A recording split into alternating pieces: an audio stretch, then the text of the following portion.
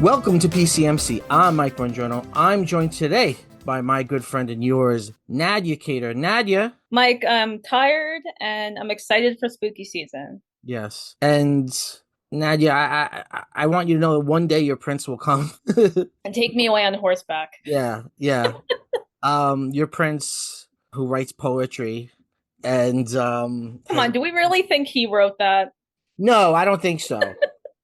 No, I don't think so. I think I it's think clear that he didn't. I think they got some schmuck hacky ghostwriter Yeah, of that alternate time period and just called it the Prince's romantic poetry or right, whatever. right. He Well, looked like Shaggy from Scooby Doo. he was not very attractive, but it doesn't matter really. He had all the power.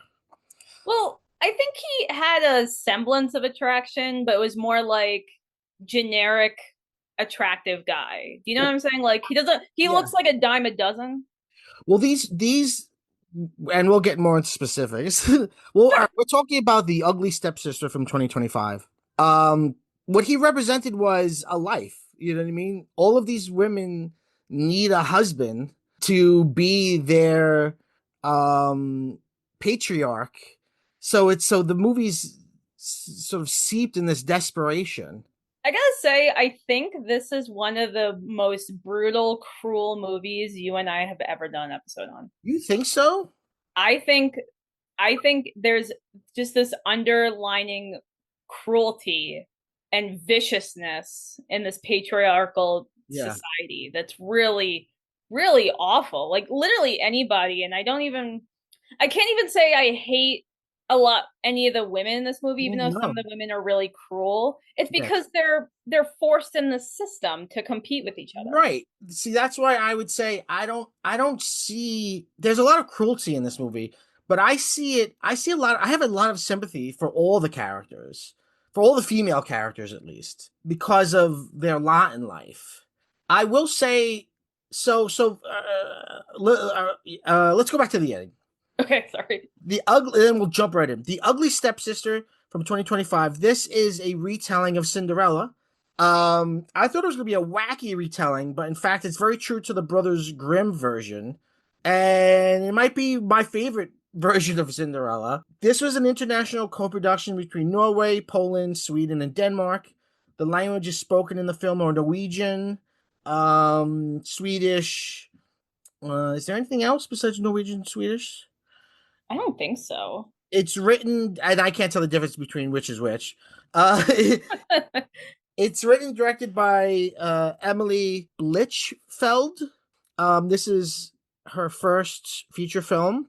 What a wild debut, right? Like Incredible. absolutely incredible. She can only fail from here. She can like this Yeah, is such a strong start for a career. yeah. So this movie is the story of Cinderella told from the point of view of the ugly stepsister. And um the trailer for the movie, I think, is a little bit misleading. I like the movie a lot, but the trailer, I think, was coming hot off the heels of The Substance. And I feel like the trailer's cut in a sort of fast paced, wacky way to kind of like be like, this is like The Substance. And it deals with some of the themes that The Substance deals with, and it has some of the insane gore that The Substance has. But I think The Substance is a sort of cartoon almost in its outlandishness, whereas this, I think, there's a reality, there's a verisimilitude to everything, including its outlandish cruelty. I actually liked it. I went in thinking I was like it. I liked it even more than I thought that I would. How many times have you seen it? I've seen it twice. She's right. Okay. I think you suggested this. It's on Shutter right now, but I wouldn't necessarily call it a horror movie, although it has horrific things in it. Really? That okay, well what would you call it? I would call it like a grim fairy tale or a feminist thriller. I don't know. There's gross things in it, there's violence in it, but there's no tension at all. There's no moments that scare you. There's no jump scares, there's no tension, there's no suspense. Um, it's a drama slash comedy. There's a lot of funny things in it, where a lot of really brutal things happen, but none of it ever scares you. Well, I mean, I don't know if I would agree with horror has to be scary in this or scares Okay. you because that is subjective as if like a comedy of like what's funny and what's not to you, Uh-huh. right? I would say it's horror in its reality. Like I think it's more Mhm. of something that you kind of that sits with you rather than Yeah. freaks you out, but it's like this the reality of this fairy tale, this Yeah. movie is very much steeped in our reality. Like it's Sure. not there is a little bit of magic in it, but more than anything, it's I feel Yeah. like it's relatable in the sense of what gendered roles do to people Sure. For and sure. how it kind of like it twists people and makes everyone a bad guy. Like literally every woman is kind of acts in a Ex way that's so yeah. painful and awful. But while you watch the movie, it's like, oh, I actually can't hate this person because Yeah. this is all they're given.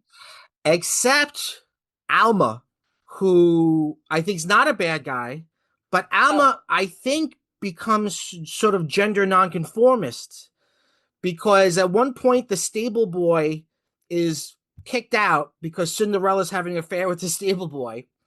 And then we see like it cuts to months later and Alma's the stable boy. And from that point on in the film, she's wearing male presenting clothing. yeah. She also at one point gets her period and doesn't tell anybody. I think one because she's just like she sees what womanhood is in her reality and she's like fuck that. And I also think if she had her period they would make her go to the ball and she does not want to do any of that.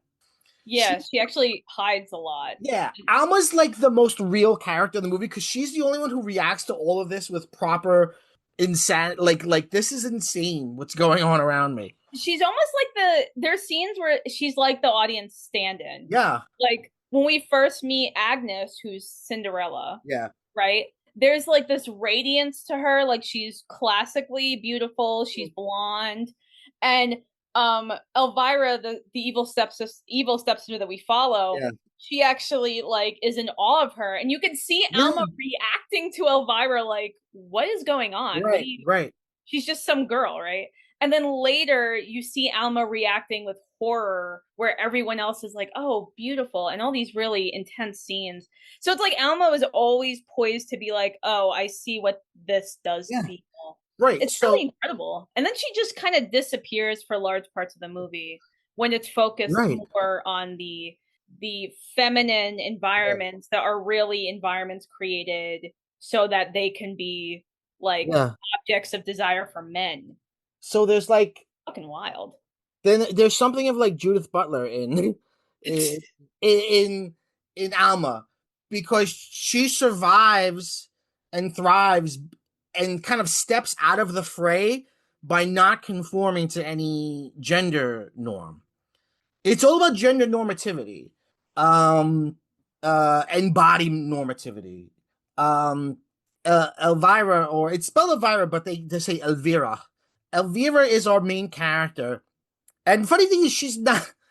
She's cute, like she's not that unattractive, but she's got a round face because she's a little chubby. She has braces. She's supposed to be a child anyway. And she has a little bump on her nose. She also has like these ringlet curls, like kind of like Yeah, yeah, yeah, that. I feel like from what little I know from various time periods, that there was a time period where that was like a little girl's look. So she's very poised to look like yes, a yeah, child compared to Agnes or Cinderella. yeah, yeah. Um, and so it's sort of, I mean, I don't think we have to describe Cinderella. I feel like everyone knows it. But from the get-go, there's an economic part of this because it begins with Elvira, her sister Alma, and their mother Rebecca going off on a like in a coach, and they go to this mansion that's kind of like a beautiful mansion, but it also looks a little bit in disrepair. And they meet this old man and his daughter, who's Agnes. And then there's like this very quick little wedding between Elvira's mother and the king, not the king, sorry, the guy who owns the house. And then they're at dinner and he's kind of being weird, he's kind of being a dick. He's like playing with the cake, like they're having wedding cake, and he like throws it on Elvira, and the mother's like, "What the fuck?" And then he starts laughing, and everyone's laughing, and then he laughs and has a heart attack and drops dead right there. And then you find out that they both married each other for money. The so-called evil stepmother, right, who's a very huge archetype, right? The evil stepmother, Rebecca, she's a widow and she has two daughters, and how is she going to take care of them? So she needs to get married. So she marries this man who has a house and she thinks money. But we learn from Agnes that he married Elvira's mother because he thought she had money. So no one had money, and now we're all in dire straits. So that economic pressure is everywhere because it's not just you want a man to fall in love with you. I think Elvira, she reads supposedly the prince writes poetry, so she reads the prince's poetry and like imagines him as like this, in a romantic way. But I think for everyone else, it's a matter of you need a man at all to be attracted to you so you can survive. Mm. The prince would be the best, but outside of that, there's still many other men of various ages that you could land. So it's like this struggle for survival. I mean, the scene where Elvira finds out from Agnes that there's no money, she runs into this room where her mother is with like a lawyer, and I guess they're like reading the will or whatever. And she's like, "There's no money." And then the lawyer repeats and goes, "Yes, there's no money." And then he's like, I guess he's the bank maybe, because he's like, "We're going to take this land and this blah, blah, blah." And then the mother, Rebecca, faints and she's just like laying on the floor, depressed. And Elvira's like, "We can figure it out." And she's like, "What am I going to do? I'm a widow with saggy tits and two loser daughters," or whatever she says. And Oh you, God. as evil as the stepmother is throughout the movie, you understand in that moment her struggle. Yeah, because she had this like brief instance of, oh, we're gonna be okay, and then like the rug is pulled out from under you. I Yeah. actually thought the three men were the husband's male family members. I Oh, thought they were taking what little was left oh, because really? they're male heirs. That's That's what I really thought. true. I read it as like bank people. Well, I think the one guy with reading the estate and stuff, I Mm, took him as like a banker or a lawyer or something. mhm. But the way those three guys came in, they were like, we're gonna take all the arable land and Yeah, yeah, yeah, uh whatever, the livestock, you can keep the coins. And there's like 10 gold coins on the table. yeah, So yeah, they have yeah. nothing. That's it. That was so messed up. I was so, and I couldn't tell though if the heirs were taking the husband's land or was it their land that they brought to the marriage. You can't really tell, but because they're male heirs, they get everything anyway. Because they don't take all the land. The house is still there, and you see they still have some cows and stuff. There's still horses because there's still a stable boy. Um, Well, they use the the, term arable, like I don't know what that's called, but they probably took um oh, arable means used or suitable for growing crops. okay, So I think they just took everything that could be worth monies and left them okay, with this house, which isn't worth anything. right, right. Yeah. Okay. In the beginning, Agnes is kind of like mean. So at first I was like, oh, maybe this is like one of those things where like the good guy's the bad guy, and then the bad guy's a good, like Wicked or whatever. Sure. But then even she becomes sympathetic, but she's sort of like, she's heartbroken over her father dying, and And no one cares. It's like no one wants to she's bury him.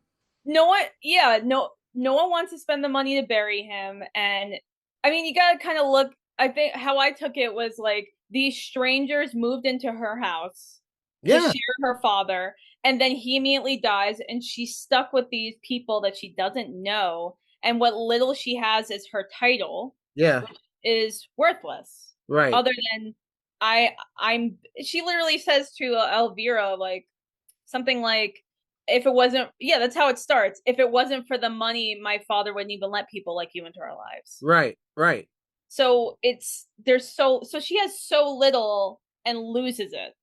right, right.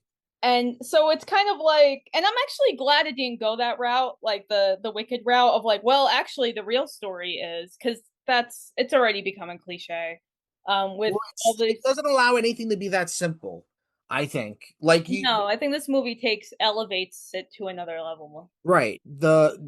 You feel a lot of sympathy for Elvira in the beginning, but then as things change, you feel sympathy for Agnes. At first, I guess I'm not that familiar with Cinderella. I guess I because they were calling her Agnes, and I was like, oh, I guess this is like just inspired by Cinderella. But then at one point, the stepmother she finds out that Agnes is having like an affair with the stable boy, and she throws her on the floor and tells the other servants put her to work. And then from that point on, they call her Cinderella, which I think is in the story. Like they call her Cinderella as like a mocking name because she's on the floor with like cinders and dirt. Yeah. Because when they say Cinderella for the first time, I was like, oh, okay, it is Cinderella. This takes place, by the way, in Swedlandia, which is not real, but what was real is Svealand, which is the historical like central part of Sweden. Um, and I guess Swedish is what they're speaking most in this movie. But it's interesting, like even like you hear like you can't help but compare it to like Disney, right? Like in Disney fairy tale stuff, it's like kingdoms are like big thing, but a kingdom's not. It's a small little thing where for some reason one family gets to have everything and everyone else gets fucking nothing. Like when she goes to when they first get there, she's I guess Agnes is showing them around, and Elvira looks out Agnes's window and she sees the castle. It's like right there. Right. And then at some point, she runs into the prince when he's hunting. And he's just pissing, and oh my god. It's like they took every, I can't help but make this comparison of the substance of like, oh my god, what's his name? Eating the shrimp. Yeah, It's yeah, just yeah. like every man had that level of grossness to them. Sure, yeah. Who And was yeah. that thing? Oh, that's Dennis Quaid. Dennis Quaid eating shrimp and Right. the substance. Yeah, so Elvira's in the woods. She spies on the prince and his fucking like, oh my god. Yes, Sounds like I frat call them boys. they're frat boys. Yeah, he has frat boy friends that they're talking about like who's better to fuck, a virgin or a whore, and it's just they're just talking about like they're just frat boys. Oh my god. And he's like pissing and she's like watching all them and then he turns her so she sees his hairy ass. Yeah, Which is not was definitely not in her fantasy of him coming on horseback, and yeah, she actually has this fantasy of like he's hunting and he accidentally shoots her with an arrow and then he goes to her rescue and falls in love with her. Like it's all she's the only person that has these fairy tale right. like dreams, and that's the only thing that drives her. Yeah. And he turns around and like he's probably still holding his dick, and and the friends are like making fun of Elvira and they're like, well, I think she wants to fuck or something like this. You Like, want it's something like hey, what do they say? They call her what do they call her? Hey, she has the thing on her nose at that point. It's like, hey, metal nose or something like that. Do you want some princely cock?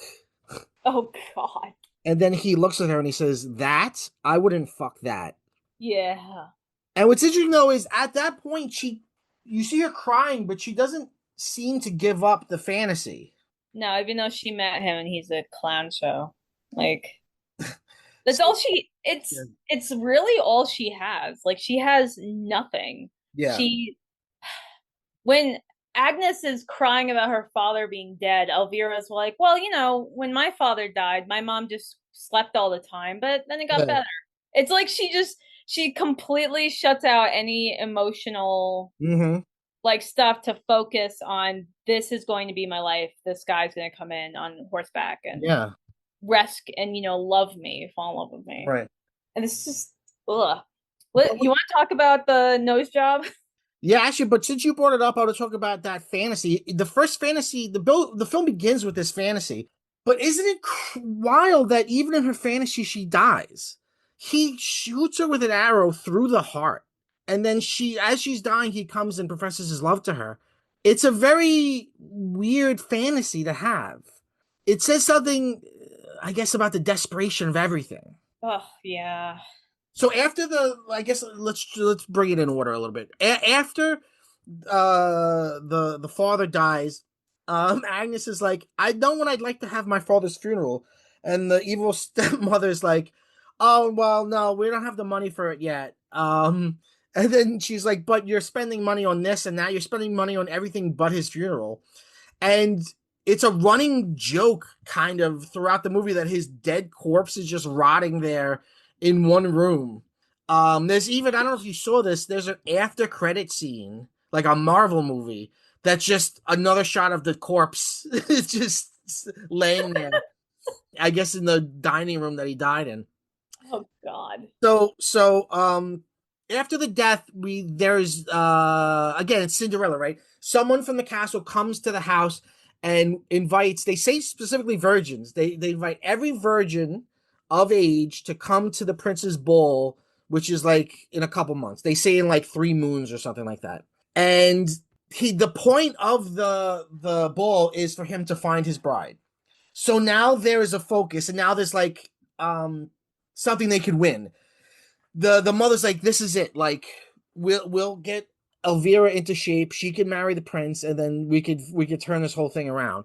So at first they invite Agnes because she's like traditionally beautiful, and then Elvira comes out. Oh, and there's this great thing where the person from the castle is like handwriting the invitations, and he asks Agnes her name, and she has this big long name, and it's Von something. Which I didn't know what Von. I've always heard Von, but I didn't know until I looked it up that Von means of or Yeah. from. So he says Elvira's like, what's your name? And she's like Elvira, and he's like Von, and she doesn't say anything. She has no name. She has no title. So he's like Von, and then Cinderella's like, she's my stepsister. So, and she actually says that in English, stepsister. So he writes Elvira von Stepsister. That's the name she has. And then from that, and then there's like 3 or 4 brutal scenes in this. We get to the first real brutal scene, which is the nose scene. Oh man. You know what before we get into that, but like Yes. really messed up is like she doesn't have a name. Hmm. And we only in that, the classic fairy tale that we know of, it's we only know the stepsister from her stepsister as in relation to Yeah. Cinderella. So even then it's like in this movie that's about her, she's Yes. still, oh, this is what you're known for. This is who you are. You are of Cinderella and Right. stuff. Right. See, her name becomes like, Literally evil steps, like yeah, to Elvira Cinderella. Yeah. Von stepsister, evil stepsister. Yeah. And And at the ball, when they're announcing all the girls, they say Elvira von Stepsister. yeah, so she doesn't have an identity within herself, but she's Oh. still. And what's crazy though is that all she's focused on is getting this invitation. Like that's all she cares about. Yeah. Yeah. She doesn't care that she's not her own person. Where Alma, in contrast, is like, yeah, I'm gonna go be the stable girl. Like, Yeah. fuck this. Yeah. Oh yeah, so she has a little bump in her nose. They take her to what I guess is a kind of medieval version of a of a Yeah. plastic surgeon. I find myself going like, is he a beautician? Is he a surgeon? Is like it doesn't seem like there's a lot of expertise to what he's doing. No, he just breaks her nose with no anesthesia, Yes. Oh. with a chisel, and they show it to you. And her mom and her sister Alma are just sitting there watching it happen. And again, we get that point of view of Alma looking horrified Yeah. and seeing all the blood on the floor that one of the nurses is like scrubbing, Yeah. and no one is paying attention, and only Alma's like, This is fucked up. this is insane. Yeah. And they're just sitting there watching Elvira's nose be broken. Yeah. It, And they're looking at a book of illustrations of noses, And he's like, "Which nose do you want?" And she's like, "I think number 6." And he's like, "Ah, that's a good choice." And then he says he has a really interesting line. He says, "I'm going to tame your nose." And he takes like there's no you're right, there's no anesthesia. They just strap her down. He takes like a little like chisel or something and then a hammer. He puts it at the top part of the bridge of her nose, and then like a gentle like 1, 2, and then 3, boom. And she has this blood curdling scream of just intense pain. It's disturbing because you just know it hurts so badly. And then he does it again. He breaks it in 2 places. And then for the next sort of portion of the movie, whenever we see her, she's got on this like copper, this weird like copper thing on her nose, that like has like leather straps that go around her head. And I guess it's like setting it the way that they want to set it. I think that's it because later in the movie she loses it and it's like her nose just gets all fucked up. Yeah. Um, so yeah, everything is so fleeting. Did you notice that the industries that cater to these men Uh-huh. are almost all of them are men, with Yes. the exception of the finishing school, which are run by presumably lesbians? Yes. Yes. That was crazy. Yeah. They're still part of the problem. Oh yeah. And oh yeah, right. They're okay, but they're absolutely they're the what do you call it? The Maxwells of it. Epstein's the one who helped Epstein. Gilzane. Yeah. Oh my god, what was her name? Something with a G. Yeah, Gilzane or something, Yeah. something Yeah. European. Yeah. Because it's so funny. Like not to say this movie's realistic, and I probably shouldn't be learning things from it. But you hear things from like fairy tales and stuff, and you don't think about what it really means until you see something here. Like I've always heard of finishing school, and then in this movie, there's a lot. She goes to finishing school, and it's a big part of the plot. And you realize, oh, finishing school is it's basically sex trafficking. It's you need a guy, you need a husband to take care of you. So we're gonna make you as fuckable as possible, as demure as possible, right? We're gonna make sure you don't have any fucking opinions. We're gonna make sure you do everything you could possibly do, and then the whole end part of it is we go to the ball and you're presented, and even when they present them, they say their height and like their weight, like it's just like it's really like an auction.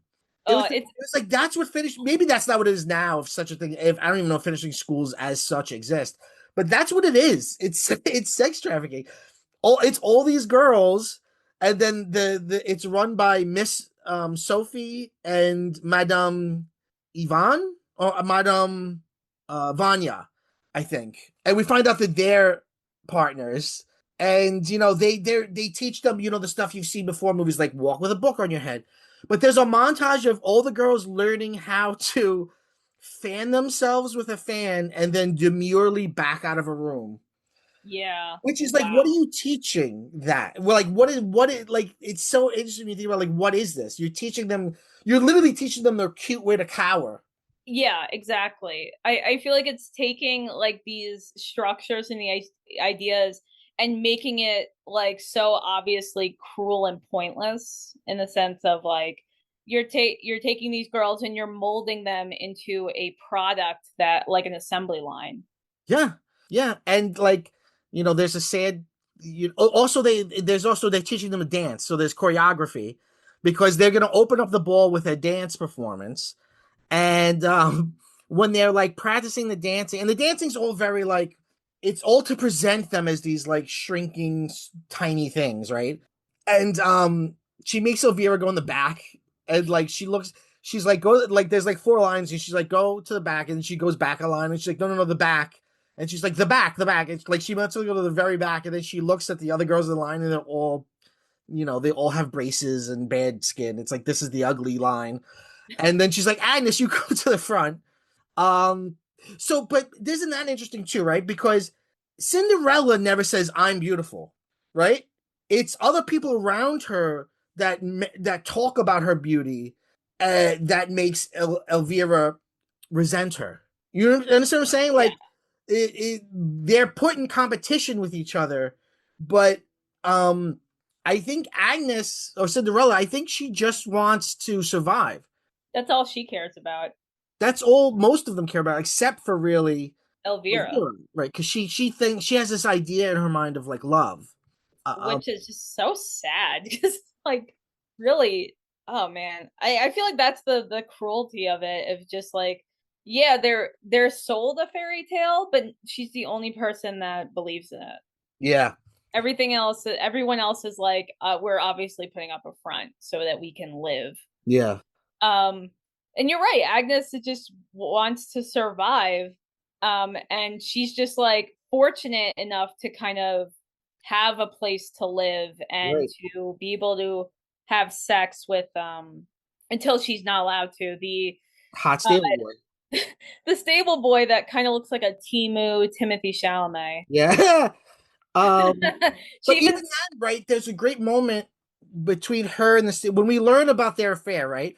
She comes off his her he helps her off her horse and they embrace and kiss and he says I love you and she says I love you. And but then she goes, "But I have to marry the prince." And he's like, "But you love me." And she's like, "I do love you and I'm never going to love anybody but you." So it shows that even she's practical in that she knows that she has someone that she's in love with, but she also knows like she's got to marry the prince. yeah, but they do have a goodbye fuck, which you see Yeah, let's talk about that. That full Cinderella bush. you see full asshole and labia. You see everything, everything. In the stable around the horses. And you hear, and it's such brilliant sound editing. You hear the horses making noise the whole way through, and there's even like close-ups of the horses while they're fucking. Like just be like, people are just fucking animals, really. It doesn't matter what your name is. In the end, we're just animals in a stable getting fucked.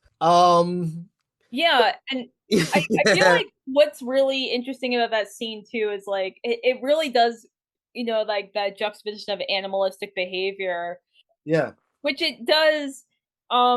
It's so compared to the sanitized like fantasy that Elvira has. yeah. All It's right. really gross. And Elvira is shocked by what she sees. She comes and she looks, and she just we just see an ass. Like it takes a second where you're like, okay, that's I see a vagina, so I guess that's Cinderella's ass. And then we see a pretty big dick, and then he comes up behind her and starts fucking her, and Elvira's shocked. I don't think she's ever even thought about sex in this way. And she makes a noise and they see her and the guy I guess pulls out because there's a close up of like dripping jizz on some sort of it's a real oh my God. gross like Yeah, a huge load of jizz like dripping on some fabric. it's like let's make this as unattractive as humanly Yes. possible. Yes. And the fact that they're doing it from behind feels I mean it brings to mind like do animals like a horse like they love each other but even they're not like doing what you see in movies as a representation of love making like they're fucking doggy style. And that's when the next day the mother's like, what kind of a virgin fuck stable boys, you're a whore, blah blah. She kicks the stable boy out, he's naked running away. But then poor Cinderella's like hitting on the glass, like, oh, what's his name, Ivan or something. She's like, I love you, I love you. So you feel bad for her there, and then that's when she throws her on the floor and they start calling her Cinderella. But see, that leaves that brings something up to me because not to skip all the way to the end, but I will. At the very end, it's the same ending as Cinderella. The prince comes, puts the shoe on Cinderella, and she leaves with him, and it's a happy ending for her. But she's not a virgin. So are we to think, and they make a big deal out of they remind you of it because at the very end, the prince even says, like, oh, you're the virgin for me, or something stupid like that. I So are we, as an audience, meant to think that eventually he's going to find out and even she's not going to get her happy ending? don't know. I kind of feel like it was more. I took it like even he sold a fairy tale.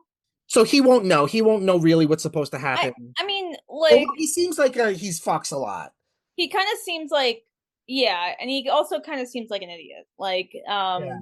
that we barely get any screen time with him where we get to know him as a character at all, which I Yeah. think is better for the movie. Um, Right. but I think it's kind of like it's just a fairy tale over the cruel reality of like they're probably going to have some boring sex so that they have children, Yeah, and they're both going to probably be miserable together. yeah, And a lot of that ending scene that I thought was really great was that you just hear it because it's from Elvira's point of view, yeah, where she's yeah. trying to get to the prince, So and heartbreaking. you could hear, yeah, you could hear the horse, you hear the prince, you hear the call, and you see them riding away, but it's like so much Yeah, of it is off screen. yeah. That was really smart. Yeah, no, it's so smart. I think there's beautiful cinematography in it, beautiful camera work, beautiful lighting. It's all low key lighting. Again, I shouldn't look at movies and go, "This is reality." I shouldn't be learning from movies, but like at the bowl at the end, it's pretty dim, and it's like, yeah, because if this were a real castle at this real time and everything's lit by candles, it isn't gonna be super bright. I don't know, it's so interesting because it really, this narrative of Cinderella, and it really like rips your eyes open to look at it in a very sort of like in a very practical way. I think all the set designs are incredible, and I feel Beautiful. like you could smell this movie, like watching it. Oh Like yeah, it looks, gross. everything looks disgusting. Oh, it's disgusting. The food's disgusting. The sex is disgusting. Ugh, we'll talk about it all. They start. Oh, okay. So there's this. So Elvira gets a nice role in the performance, and she's happy at first, but then Madame Vanya's like, your mother paid me. Although they don't have money, we find out the mother's just making promises all around town, saying, "I'll pay you after we get married to the prince." But she says your mother paid me to put you in this. But I don't think you're. I didn't want you. And then she actually pinches the fat underneath her chin. It's so fucked up. And at this point, you're heartbroken for poor Avila. You're like, oh. But then the minute she starts to like conform to the standard beauty, she turns bitchy, and it's like motherfucker. Like it's just the sadness of the nature of that. Yeah, and she also looks like they give her a blonde wig, Oh yeah, they give her a straight yeah. nose and eyelashes, they give her big eyelashes, but she looks like everybody else. Oh yeah. So there's a moment where at the finishing school, the Miss Sophia or Miss Sophie, whatever. No, oh yeah, Miss Sophie's has a little meeting with Elvira, and she's actually very kind to Elvira, although not a good influence. She says things like, I think you got a lot of potential. She asks to look at her nose. She takes the thing off, and it's still pretty bruised, but she's like, "You're making your outside match the beauty of your inside," and she makes Elvira happy. So you're kind of like, "Oh, this is a nice person." And then she's like, "I want to give you something," and she gives her a little locket. And it's like, oh, that's cute. And then you find out later that inside the locket is a tapeworm egg. And we haven't even talked yet about the tapeworm of it all, which is the real gross out shit in this movie is the tapeworm. So, fucking, it's a character to itself, the tapeworm. It has an arc. You know what I mean? We could tell the story from the tapeworm's point of view. By the way, I looked up tapeworm eggs. I was like, what does a real one look like? It doesn't look anything like it looks in the movie. The movie really makes it a magic pill. In the movie, it's like a little pill, but you can see through it, and you can see a little worm inside moving. It makes your skin crawl. She tells her sister Alma, "I'm going to take this tapeworm," and Alma's like, "Are you out of your fucking mind? Like, what is wrong with you?" It's an appropriate Almost like, reaction. what did she say? I actually wrote this out. You're sick in the head. You're sick in the head, and then she's like, "You're just being childish." So she takes it, and throughout the rest of the movie, now you hear like her stomach grumbling in various scenes, and it's getting louder and worse. But when we do skip ahead, and now Cinderella is like basically a servant, and Alma is the stable boy or the stable person now. Cinderella's thinner, and I think they really just maybe waited and had the Asher actress lose weight because I watched it again today, and it's like she's not that heavy, and it's like, but it doesn't look like prosthetics, like because it's like prosthetics. You can make somebody look really fat with prosthetics, but I feel like you can't use prosthetics to make somebody look a little bit chubbier. It just looks like she really lost a little bit of weight. And then she also they take the thing off her nose, and she has like a little Disney princess nose. It's got a little swoop, and it comes to a little dot, a little there's no more big bump in it, and she's beginning to conform to all this stuff, and she's starting to get an attitude about it. We see her in the bath, and Cinderella comes and combs her hair and feeds her, and it's disgusting because she's eating like spaghetti, and it's like getting first of all, it looks like spaghettios. It looks so gross, and it's like getting in the bath. Um, and it also shows how nice. That's a great scene because she asks Cinderella to read her the prince's poetry, and there's a thing in it about a serpent, and she's like, "What do you think the serpent means?" And Cinderella's like, "His dick." Like, duh, like it's a penis. Like it's just like if you're so naive. I Um, feel like she's the real innocent one. Like we kind of I think we because of Disney we take for granted that Cinderella is the innocent and the right. pure, but she's not. In this No. movie, Elvira is, but that is actually part of the problem that she is naive and doesn't know better. I mean, you could, and this is a film 101 term paper. Like you could read the Prince's Book of Poetry as Disney films. Like you could put together a nice little, term paper where in this movie, this sort of stark version of this fairy tale, there's something within it that functions like Disney, which is this book of poetry, which probably, like you said, isn't really written by the prince, and it gives Elvira all these fantasy ideas about love. Let's see. We see Elvira, she's hiding food and eating like crazy, but again, there's a tapeworm in her, so she's not gaining any weight. Let's see. Jizz on fabric. The eyelash procedure is what we're up to. Oh man. So I don't even understand why you would have to do this. Like we have fake eyelashes now. You just glue them on. Like why would they have to do this?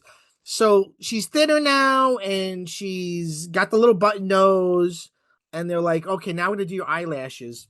And you see they strap her into this chair and they take cocaine and they're like, "This is from a cocoa leaf." And they put it on her eyelids to like numb it, but then the surgeon sniffs what's left on his glove and he goes, "Woo!"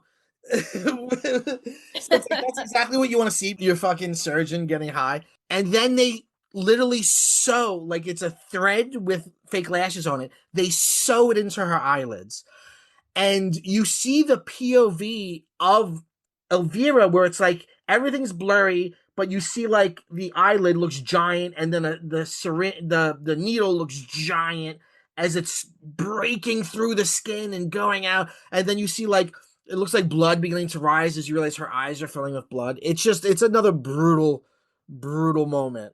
I feel like it's kind of you're right. It's like why would you have to do this? But if you think of it as like this is a very patriarchal society, they're going to design something in a way that makes women look beautiful, but it's completely careless of Yeah. um of how cruel and painful it is. Right, I think right. that's the idea behind it. It's just like Yeah. the worst possible way we could do Yeah. this. And he tells her, he's like, after this, maybe we can get you some nice tits like Nurse Rose over here. And you see the nurse has big boobs. Yeah, but yeah, that's the thing. Is like the nurse is wearing like a head covering, or like almost sort of like sterile, but needs a window for her huge tits. Yeah. Like, Yeah, right, of course. Um, just crazy. so she's getting more, beautiful in her mind, but she's also, because of the malnutrition from the tapeworm, she's beginning to lose hair. Her hair's falling out. We also have a really horrible scene that reminds me of a scene from The Exorcist where you see Elvira's stomach and you see like the tapeworm moving in her stomach. Wow, yeah. It's pretty fucked up. And then we meet a truly wicked character, which is I don't know, is he a haberdasher? I don't know what he is. He comes in one night I and he took him looks as like the dress, like, maker. or the seller. He probably didn't even make them. Okay. He comes in and he's just a wolf. He's just a monster. Like he's the most I don't know, outwardly horrible person of all the horrible men. I think he's one of the most horrible. And it's interesting because Yeah, he's such a nothing character. He doesn't have to be that way, but it just adds a flavor to that section of the film where you're like, my God, because he immediately comes in and while Elvira's mom wakes her up to get yes, dressed and takes her clothes off. So Elvira's naked, and that's when she notices he's standing in the doorway. and he's leering at her and he's not even hiding it. Oh, it's so Elvira's supposed to be like what, like 15 or something like that? She's supposed to be a teenager. I don't. Ugh. Yeah, he's leering right at her, and then they show her the dress that he made for her, and she loves it, and she's in love, and it's beautiful. And then the mother calls Cinderella to come help her put the dress on.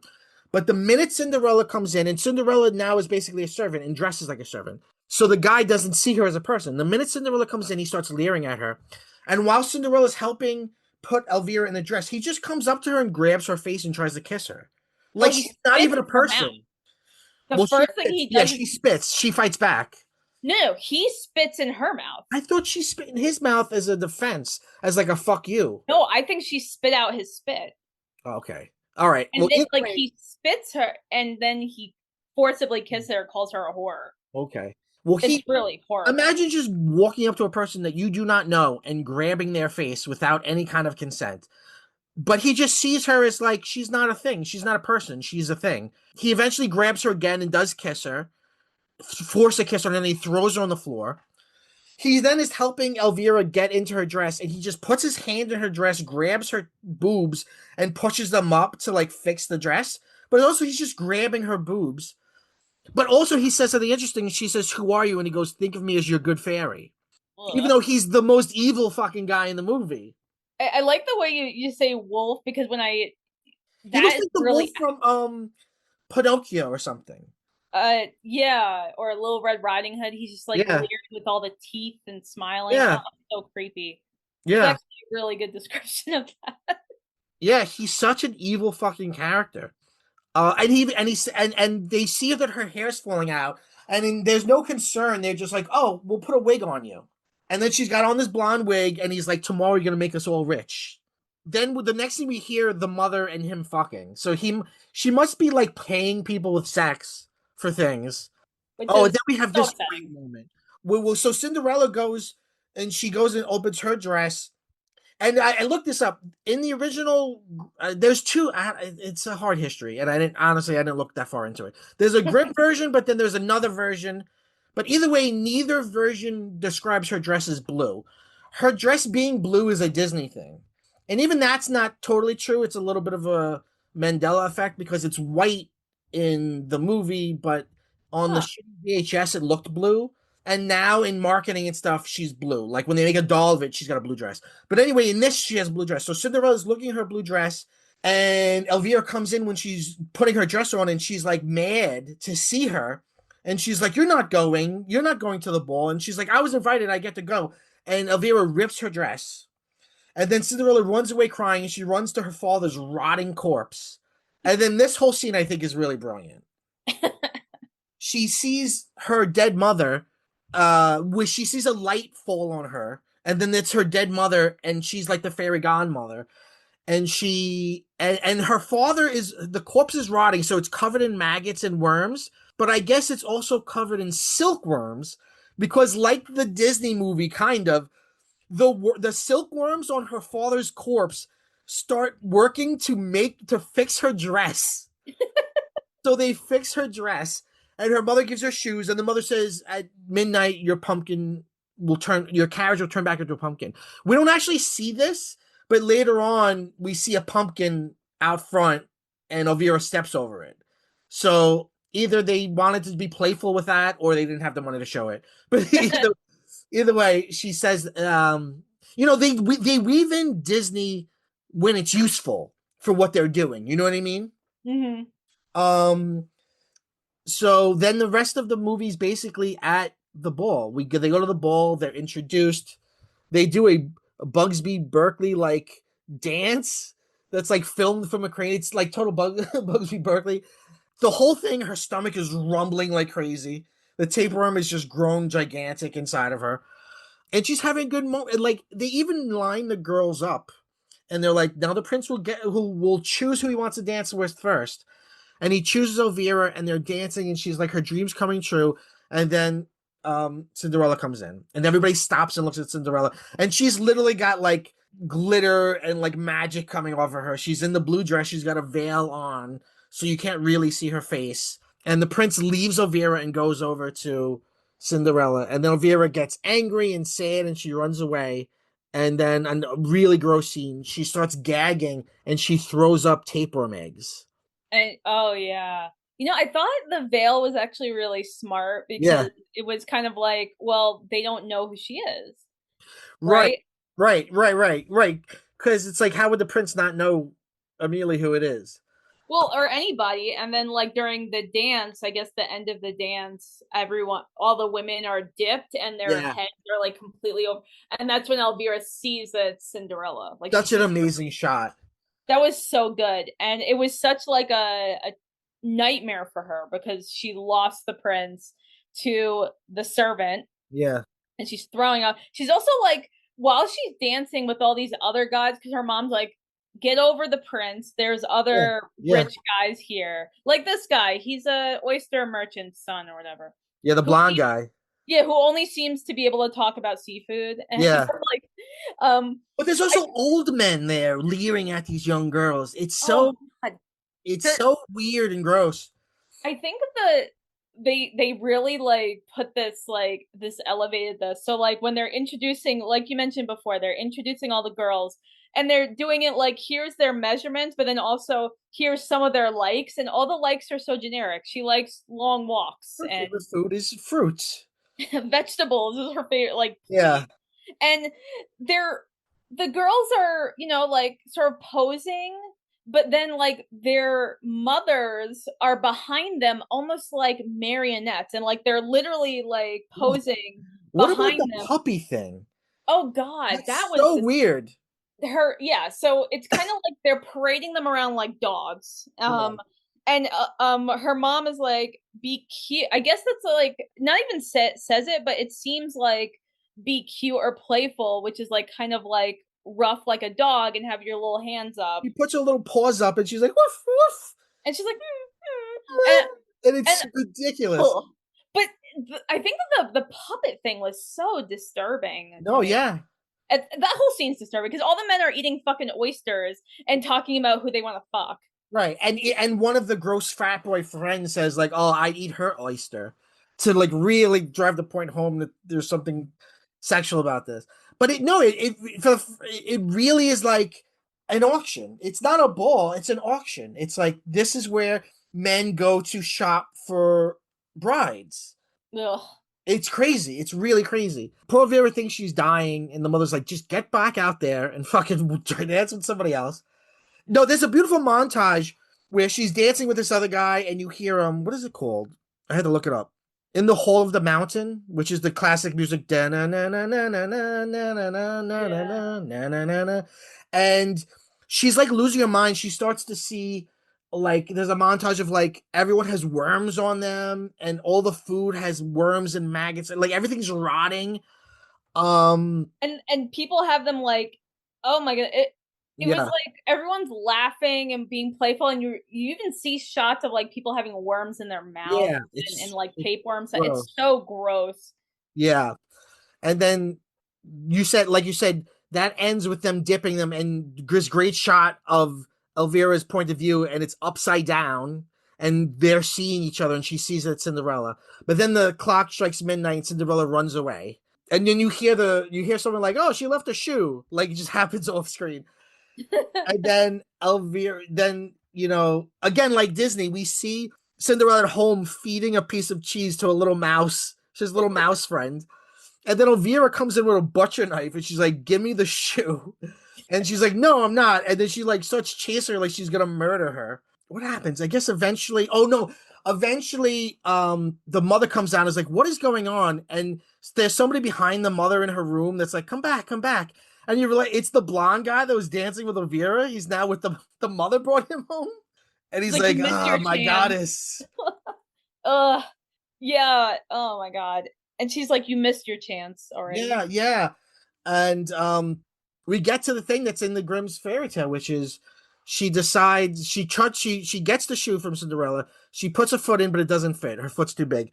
So she decides she's going to chop her toes off. So she chops and she gets halfway through, and then the toes are just sort of dangling on like meat. And there's an insane, extreme close up of blood flowing out of her toes. Oh my god, it's so intense. And then the mother comes in and she's like, you did the wrong foot. like if you have this shoe, that means the prince has the other shoe. the, So the reactions are amazing though. It's like the mother is being like, "Well, you did the wrong foot." Alma is like, "Are you crazy? You're not like cutting off her other foot." right. The blonde guy immediately faints. He can't Yes. handle the brutality of Yeah. patriarchy. He's just like, "Nah, I'm just gonna come in Yeah, and yeah, smash yeah. pussy." Yeah. And at some we haven't said it, but at some point the mother is giving her quote unquote medicine. I don't know what this is, but she gives it to her with spoons, but Elvira takes it and completely like zones out hard. So it's some very hard something. Um so the mother gives it to Elvira, so she's kind of like out of it. And then she chops off the toes that are almost off, and then she just chops off the other toes. And then the next morning, she's just a fucking mess. Elvira's got bandages on her bloody stumps. Her wig is off, so her hair is fucking falling out. She just looks like shit. Her stomach is still grumbling. And that's when she hears, like a trumpet outside. It's like, the prince is here, the prince is here. And she starts crawling. She's gonna crawl to the prince. And then she falls out of bed and breaks her teeth, which I don't know if we said she had braces in the beginning that they took off. So she breaks her teeth. Now her teeth are broken. Then she's crawling down the stairs. She falls down the stairs, hits her face, breaks her nose. Now the nose has a bump again. So she's all fucked up again. Now she's got no hair. She's got no toes. Well, She's got she's fucked a up bump on her worse nose. than she was before because her No, teeth she's were just yeah. So like her teeth are all fucked up, and yeah, her nose is like real so fucked. Yeah, crooked. yeah, It's yeah, it's absolutely crooked. And then like you said, you hear like, oh, the shoe fits, happily ever after. There's actually no. There's before that. There's a great shot where it's an upside down shot. She's at the bottom of the stairs looking up, and Cinderella's just looking at her with pity, and just doesn't even say anything, just walks out, and then she goes off with the prince, and then Alma's like, all right, we're getting the fuck out of here. And uh Alma goes. This is a very interesting shot. Alma goes into the mother's room, I think, to steal keys or something, and she sees the mother giving a blowjob to the guy. But she looks the mother in the face, and the mother, it doesn't look at all enjoyable to her. It looks like labor. Like, this is the labor I have to do to survive. I've got to blow this young guy. You know what I mean? Like, again, it's such unsexy sexiness. You know what I mean? It's such an unsexy sex scene because the mother just seems like, I gotta suck this guy's dick now. Alma Oh, was stealing jewelry. oh right, stealing. Oh right, stealing jewelry. Yes, Yeah, so I think it's like, well, this is gonna fund our lives now. You can go yeah. suck this We're gonna idiot's steal a dick. horse and get the fuck out of here. But then we get to the grossest scene, the big finale, which is earlier on. Um, Elvira said that there's an antidote she can take for the tapeworm. So Alma's like, "Where's the antidote? You have to take it now." So she takes it, and oh god, and I believe this is what really happens. Like, you see, like, just at first it's like you can barely see it, and then you just see from her open mouth just a worm start to come out, and it's so fucked up. And Alma takes it and grabs it like a rope and starts pulling it, and it's so fucking long. It's like a mile long. And the whole time, Elvira is gagging and she's in pain and she's like vomiting and and it's so horrible. And then they get to a point where it's like stuck, and then Alma pulls harder, and then like a big, like I guess the bottom of it's really big and thick, like a snake. All of that comes out. Oh, it's so gross. The writhing mass. Oh, it's so It's still gross. alive too. Oh yeah, it's still alive. And then Alma takes a knife and cuts it, like kills it. Um, and and then they escape. Alma puts like a blanket around Elvira. So now Elvira's a full on bag lady. She's a full on He looks like a hag, yeah. yeah, she's a full on hag at like 16 or whatever.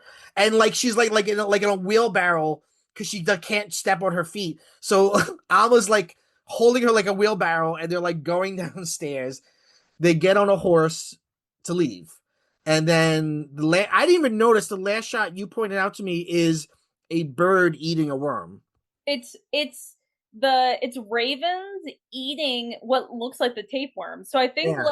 I think I mean this movie doesn't spend a lot of time with Alma, but it kind of seems like where she kind of focused on animals. So I Yeah, think it kind of makes sense with that character of like, oh, she's just giving the worms to someone yeah. to eat it, and they're eating it, and it's like a freeze frame of the raven holding two ravens, one's holding the tapeworm, and it just says slut with Blood. two T's, Right, which we've seen this meme online, right? I guess Swedish for the end is slut. So which just is slut. hilarious. Yeah, when I Yeah. saw this for the first time, I had no idea what that meant. And I was like, You're what? like, what? So deep. It's like a Godard film. Um, yeah, but like I made the joke earlier today when we were texting about Slavoj Žižek, the philosopher who talks about film. He always says like, "This is ideology." He's a big Marxist, so he was like, "Oh, this," he'll just say something in a movie is ideology. But I was like, the tapeworm is ideology, and the bird eating at the end, right? It'll eventually affect someone else. Like the tapeworm, I think, is the fucking patriarchy. Well, it's your inside. Your beautiful inside Yeah. is the Oh yeah. Right. Right. yeah. That last shot of Elvira and Alma on the horse is and riding away. It's almost like a bookend from the Yeah. beginning of the fantasy with the prince, but she's running away with Alma. Yeah.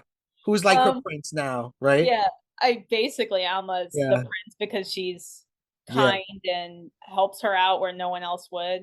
And I guess the mother gloms on to this young guy in the fishing industry, and that's how she survives. I took it as like she's probably going to like be short term, like essentially a sex toy for these young guys or older people and just But live for off. but if that's true, it's still for survival. Like I don't think Yeah. she enjoys sex. I think the mother's doing it. The mother she knew the assignment. We're going to this bowl to get men. We need fucking someone to pay shit. Like, you know what I mean? Like so yeah, okay, maybe she won't end up with him. But No, because she's like twice his age. Like he's yeah, clearly like a young dude. I the think fetish that for him. well, it's also He's like got an when evil the frat stepmother fetish. well, when the frat guys were talking about the difference between wanting virgins or whores, like those are the only two women that Sure, they that's it. Those that's it. differences. So I think because Rebecca is an older woman with children and a widow, she's just a whore now. Yeah, That's yeah. it's She's used really up. it's just everything is I feel like everyone is kind of worse off Yeah. um between this I movie's feel sympathy for Rebecca. At the end, that shot where she's about to suck his dick, she has such a look on her face. yeah, she's You looking feel at bad Alma for while her. she does it. It's fucking crazy though. Yeah, yeah. Like But you almost feel like maybe she's happy for Alma for leaving. Like, just get the fuck out of here. Like, this is miserable, this life. Go to another land or something. I don't know, man. I don't know. I don't even know if people in this movie can think that far ahead because like let's be real, even if they do they steal that jewelry, how much could it feed Right. them? Like how could they survive this world that was created? They have to go somewhere where they can work, where they're allowed to work. Maybe they'll become pirates. Pirates was a reasonable job for women, right? At some point in history. um Yes. I loved it, and I loved it even more the second time I watched it. By the way, I like the substance, so I'm not putting the substance down. But people, because of the trailer and because of when it came out and the way they marketed it, I feel like people compare it to substance, and I think this is a richer film than the substance. And I love the substance, but this is a better movie. And as Interesting. crazy as it is, it's not like the crazy version of Cinderella. It's in some ways a very faithful adaptation of Cinderella. Maybe certainly more faithful than like the Disney version or the fucking version with Hilary Duff. What about the so the 1977 version of Cinderella that's just a softcore porn? I've never seen that. I haven't either, but when I was looking up stuff for this movie, it came up and I was like, I need to find this. Sure, yeah, yeah, sure, yeah. Why not? Um, no, I mean, look, if you want to see Cinderella vagina, it's in this movie. This movie has it all: tapeworms, Cinderella vagina, stable boy dick. Cut off toes. Like cut off. Yeah, it's got violence. It's got it all. So Um, the poster I saw for this movie was the foot with the cleaver. And I yeah, feel like it's very that horror movie coded. I feel like though the movie kind of leads you to like, oh, this is like the climax of horror, but it actually is a fake out because the most horrifying part is the The tapeworm. tapeworm. Yeah, that's the real fucking part. But it's cleansing, right? She's getting the ideology out of her. She's getting the patriarchy out of her body. And all she had to do was be completely deformed and And by the way, who gave her the tapeworm egg? A lesbian. So what does that mean? I, the thing is it's like I think what's interesting about that is um I mean, they run a finishing school together to get these well, girls ready for balls, but they themselves are not part of that economy. They have figured out a way to live on their own, make their own money, but still complicit in that system. well, they are complicit in the Yeah, economy, and the one that gives her the tapeworm, yeah, she's like, you remind me of me when I'm younger, so she went through this process too. sure, So it's yeah, kind of like they're just holding up this system, yeah. even though they're gay and they're kind of out of it, they're still really in it, and Oh they're yeah, sure. subjecting other younger generations to this cruelty. Yeah, yeah, It sucks. yeah. I'm sure it does. Oh my goodness. I think this movie is so brutal. Like unbelievably brutal and I love it. I think it's really great. I think it would be like a great sort of if you want to just have a really disgusting night, I say back to back with The Substance. Just Sure, really sure. really hate men. I would watch it back to back with Disney's Cinderella. Watch both. You know what I mean? Um, I don't know. I see some positivity in it. At the end, when they're escaping, even though she's got no toes, Elvira and Alma are giggling together. They're like having fun, running away. It's like, they'll be all right. These crazy kids. Leaving And, this and I gross still, smelling house. yeah, and I still wonder what the fuck. This prince has fucked virgins. He's gonna be like, what the fuck? You've been fucking stable boys. I don't the thing is like how could I think all right, so like I feel like I keep going around this. It's like But yeah, the idea of the virgin is a societal thing sure. because AFAB bodies have different like Yeah, hymen level like that shit's fake, okay? right. It's not real. You kind of like you loosen whatever over time. Like if Yeah. you ride horses, if you ride bikes, if you're very active, you're going to Mm, lose part of that or whatever. So right. it's horseshit. It's utter horseshit. He's not going to be able to tell she's a virgin or not. She's going to keep her Okay. mouth shut. She's pretty and Mm, he's going to marry her so that he does his job and she does yeah. her job. He's probably going to be fucking maids the whole time. Right. And she's gonna be unhappy because she really was in love with the stable boy, and she's Yeah, not in love with the prince. and I don't think she ever really cared about having she's never seen as someone who cared about having riches or No royalty or anything like that. It's just this is stability. I think. yeah, it's just stability. So she's always going to be probably miserable. Just everyone's having a shitty life except Alma and her horses. That's all she needs. Yeah. So on a scale from 1 to 10 severed toes, how many severed toes would you give this film?